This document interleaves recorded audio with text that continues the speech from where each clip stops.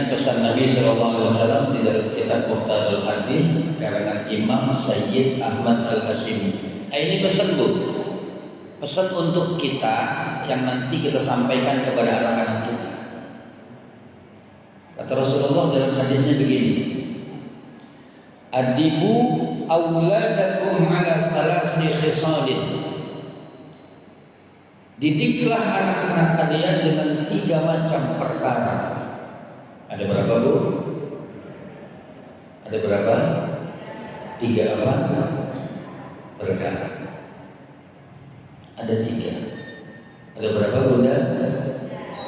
3 apa? Perkara. Pesan Nabi. Ada berapa Bu? 3 apa? Ini kaset khusus namanya, diulang. Orang-orang tua kita dulu ngajarin kita kalau ngaji itu diulang-ulang supaya ingat.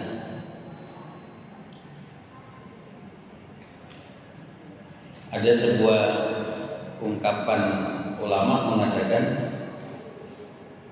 dan ini ada yang mengatakan juga hadis Nabi, bencana ilmu itu lupa, dan menyia-nyiakannya kita berbicara ilmu kepada orang yang nggak perlu, itu jadi sia-sia.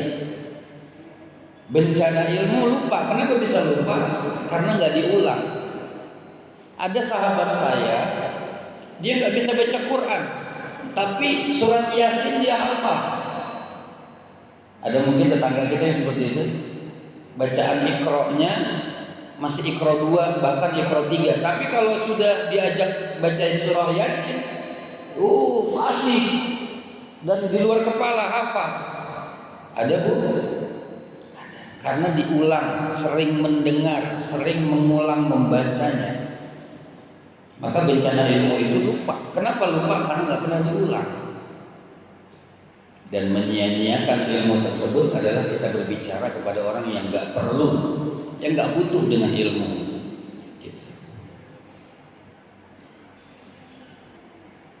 Adibu auladakum ala salasi khisalin. Didiklah anak-anak kalian dengan 3 macam perkara. Yang pertama kata Rasulullah, hubbi nabiyyikum.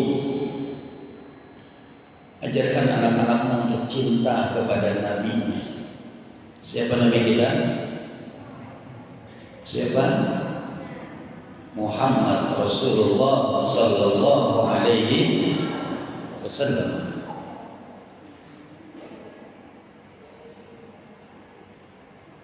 Bagaimana cara mencintai Nabi? Itu pertanyaan selanjutnya.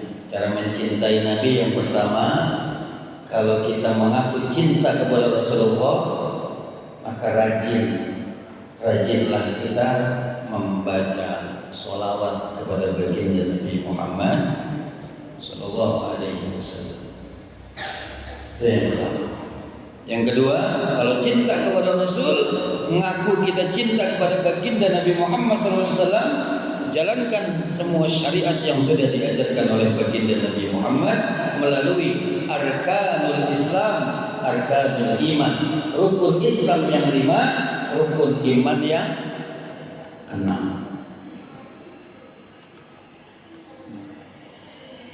Alhamdulillah.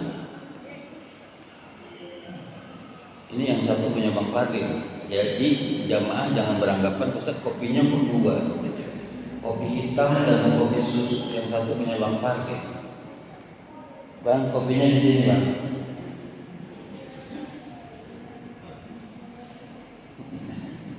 Nanti udah ngobrol-ngobrol sama Bang Fadil, sahabat saya.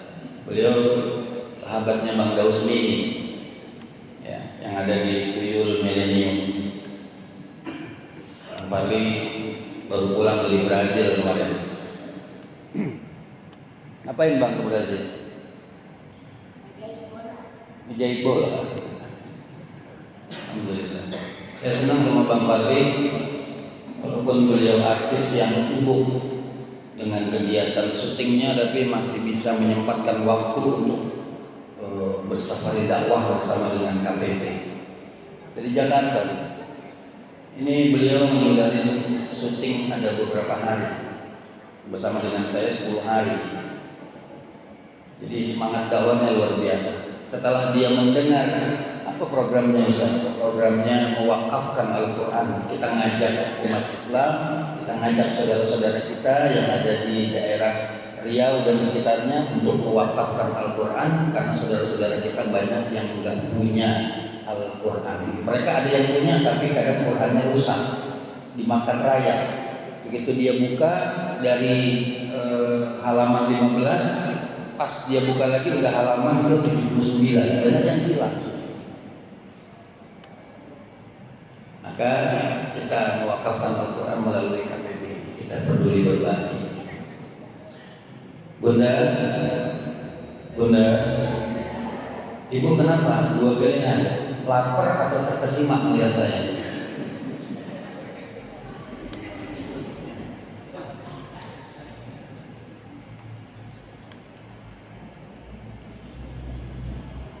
Kalau kita ngaku cinta sama Rasulullah, jalankan syariat yang diajarkan Nabi. Maaf Bunda, anak-anak kita lebih mengenal sosok artis ketimbang Rasulullah.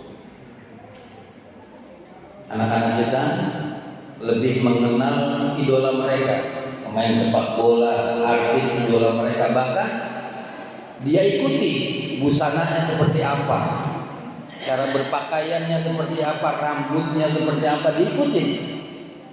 Dia kenal umurnya berapa, lahirnya tanggal tahun berapa, tahu ukuran bajunya apa, tahu karena idola mereka. Dicari informasinya karena senang, karena cinta. Tapi mereka nggak tahu, nggak kenal siapa baginda Nabi Muhammad SAW.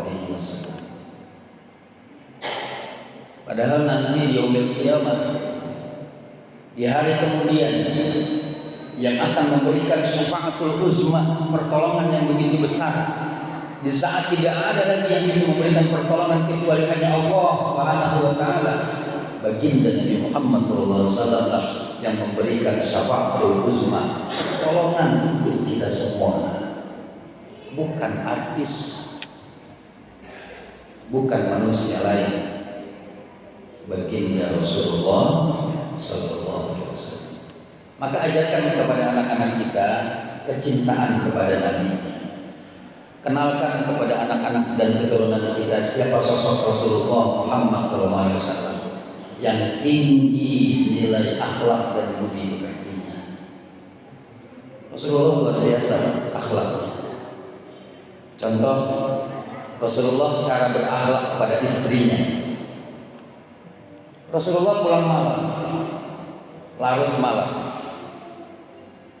pintu dikunci. Cara mengetuk pintu rumah Rasul, cara Rasul mengetuk pintu rumahnya, coba perhatikan. Yang pertama, keras. Rasulullah mengetuk pintu rumah agak keras, nggak dibuka. Istri Rasul tertidur. Ketukan kedua lebih pelan dari yang pertama. Lebih pelan dari yang pertama, nggak bangun juga, nggak dibukain juga kunci pintu rumah karena tertidur. Ketukan ketiga lebih pelan dari yang pertama dan kedua, berarti sangat pelan Rasulullah mengetuk pintu, nggak dibuka. Rasulullah tidur di luar, beranggapan bahwa istrinya capek. Dan Rasul nggak mau ganggu istirahat istri kesayangannya. Lihat akhlak Rasulullah kepada istrinya. Kalau kita nggak apa, ketukan pertama pelan, Assalamualaikum, nggak dibukain juga. Ketukan kedua lebih keras dari yang pertama, Assalamualaikum, nggak dibukain juga. 3 kali. Kira-kira kita tidur di luar apa? Apa yang kita lakukan? Tidur di luar kayak Rasulullah? Enggak. Panggilan kata jawab sudah 1.500 telepon. tidur kok kayak lembut. Itulah akhlak Rasulullah. Tinggi budi pekerti Rasulullah SAW. Dan Rasulullah pernah bilang bahwasanya pergaulilah istrimu dengan baik. Suami yang baik itu adalah mempergauli istrinya dengan baik. Itu yang pertama. Pesan Nabi, ajarkan anak-anakmu untuk cinta kepada nabinya, karena Rasulullah itu adalah uswatun hasanah, suri tauladan yang baik. Pada diri Rasulullah itu terdapat suri tauladan yang baik. Banyak kisah-kisah Rasulullah yang bisa kita jadikan teladan untuk rumah tangga kita.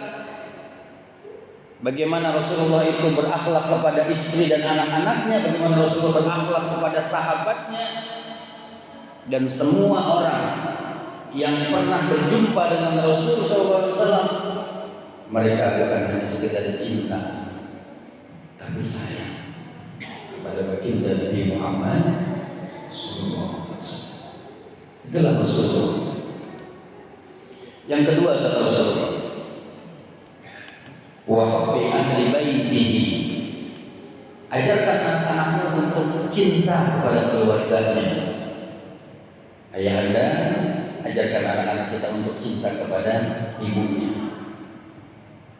Bunda, ajarkan anak-anak kita kecintaan kepada ayahnya.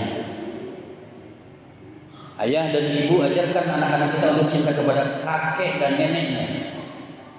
Ajarkan anak-anak kita untuk cinta kepada paman dan tantenya. Kalau di Riau ini paman apa?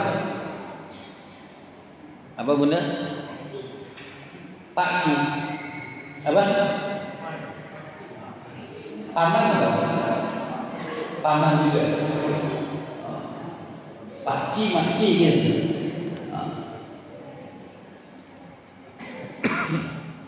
Ajarkan itu kepada mereka.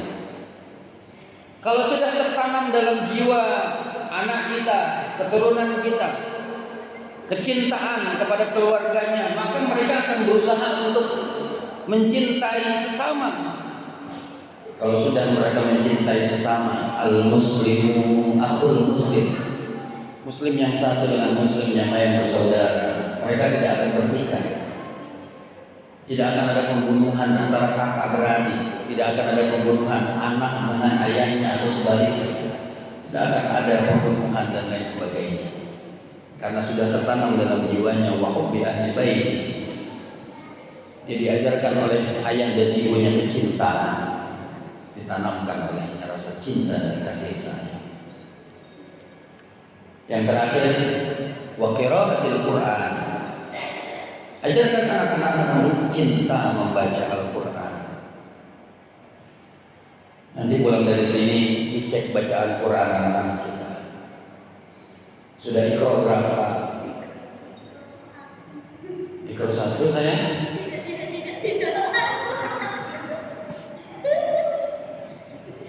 Bunda, ayah Anda, nanti kalau kita wafat menjadi sosok jenazah, kita nggak lagi mengharapkan beras karung 2 karung. Kita nggak lagi mengharapkan makanan kesukaan kita dari anak-anak kita. Kita nggak lagi mengharapkan deposito yang banyak di rekening anak keturunan kita. Ketika kita meninggal dunia, yang kita harapkan apa? Awalan sholihin yad'ulah, anak yang soleh yang terus mau mendoakan kedua orang tua. Selepas sholat dia berdoa kepada Allah, Rabbi firli wa liwalidayya warhamhuma kama rabbayani shaghira. Itu yang betul. Ya Allah, ampunkan dosaku ya Allah. Ingat dosa-dosa dia yang pernah dia lakukan. Ampunkan juga dosa ayah dan bundaku ya Allah. Orang tuanya sudah dikubur. Apakah sampai doa anak kepada orang tuanya? Rasulullah yang katakan, ketika anak cucu keturunan ada meninggal dunia, semua amal terputus illa min salasin, kecuali 3. Yang pertama sedekah jariyah, sedekah jariyah. Yang kedua aw ilmin yantafa'u bih, ilmu yang bermanfaat. Yang ketiga adalah aw waladin shalihin yad'u lahu, anak yang saleh yang terus mendoakan kedua orang tuanya. Nabi yang katakan itu, Rasulullah. Maka mumpung belum terlambat, cek bacaan Al-Quran anak-anak kita. Kalau mereka punya handphone 1 juta harganya, 2-3 juta, mahal harga handphone sekarang. S10 itu harganya 13, hampir 14 juta. Samsung S10. Al-Quran berapa harganya? Yang disampaikan oleh sahabat kita yang ada di KPW ini cuma 100.000. Di dalam Al-Quran banyak manfaat, nggak ada mudarat. Demi Allah, demi Rasulullah, nggak ada mudarat sama sekali. Karena Al-Quran adalah manual book petunjuk bagi hamba Allah yang bertakwa. Zalikal kitabu la raiba fihi hudan lil muttaqin. Kitab Al-Quran ini tidak ada keraguan di dalamnya dan menjadi petunjuk bagi hamba Allah yang bertakwa kepada Allah Subhanahu wa taala. Jadi kalau cuma beliin Al-Quran kita nggak mau, tapi beliin handphone buat anak kita yang harganya 2-3 juta, kita sendiri yang akan merasakan akibatnya. Berapa banyak dari GZ anak-anak kita, mereka lalai dari ibadah.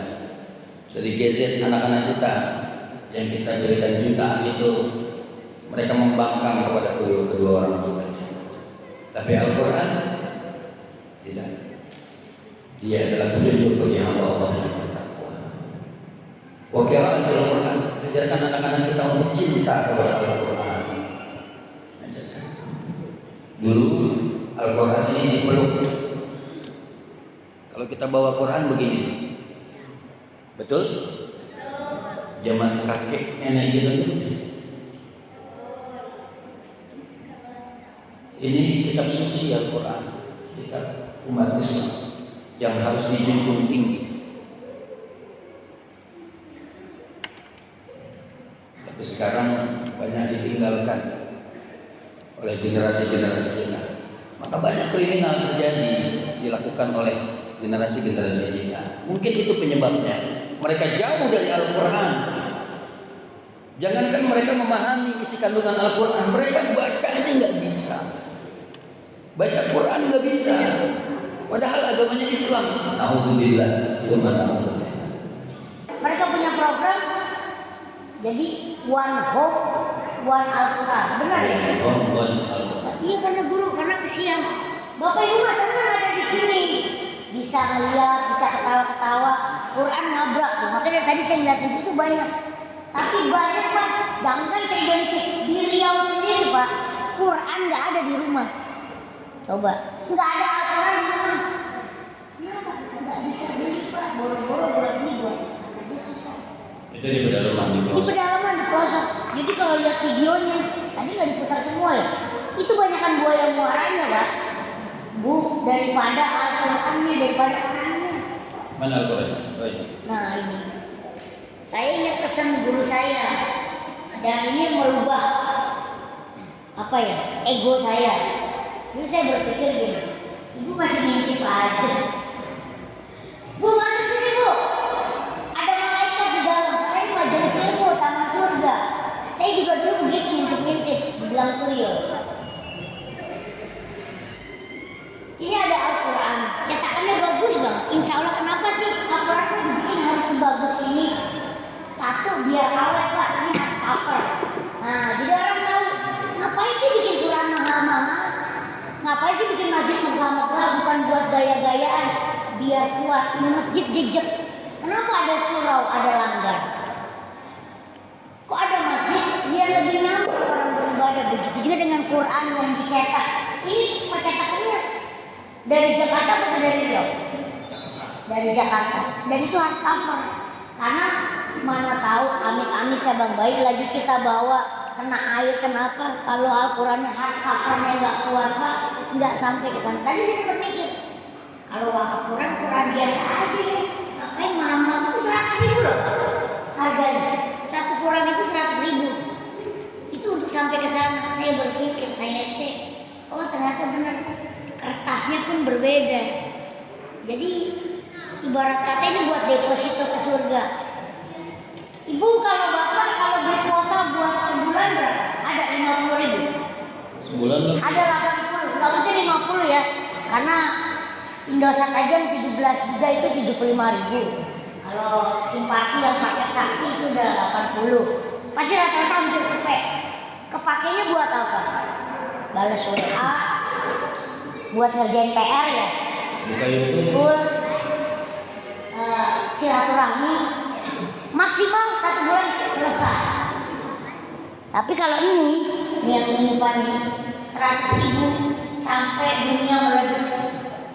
Wah, saya mati selama masih ada yang baca wakaf Qurannya terus. Namanya siapa yang ngasih wakaf Quran? Farli udah mati, tapi Quran ini masih utuh nih, masih dibaca sama orang. Malaikat rakibnya tuh lagi Farli. Buat si Farli itu kenapa? Karena dia nyumbang Quran, itu satu keluarga baca Quran terus begitu. Itu namanya sedekah jariah. Sedekah jariah ini mensedekahkan Quran, ya. Maka ketika dia wafat, selama Quran ini masih dibaca, pahalanya terus ngalir sampai itu. Kadang saya juga berpikir icik loh Pak, gimana caranya saya banyak pahala tapi nggak pakai modal banyak. Ternyata ketemu nih, saya beli Quran 100.000, saya diem deh. Selama Quran itu dibaca. Kamu nggak baca? Nggak, maksudnya kalau pikiran pitik saya gitu.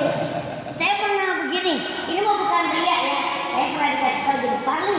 Dulu kan waktu jadi tuyul dosanya banyak, nyolong duit belum. Gampang caranya, beli aja sendal yang banyak, taruh di tiap musola. 5 aja, 5. Saya coba bener Pak, rezeki nggak berhenti. Itu sendal yang diinjek. Gimana Quran yang pegang aja harus pakai wudhu. Gimana Quran yang ada adabnya. Saya mikir bener juga ya. Itu saya ganti deh, jangan sendal Quran.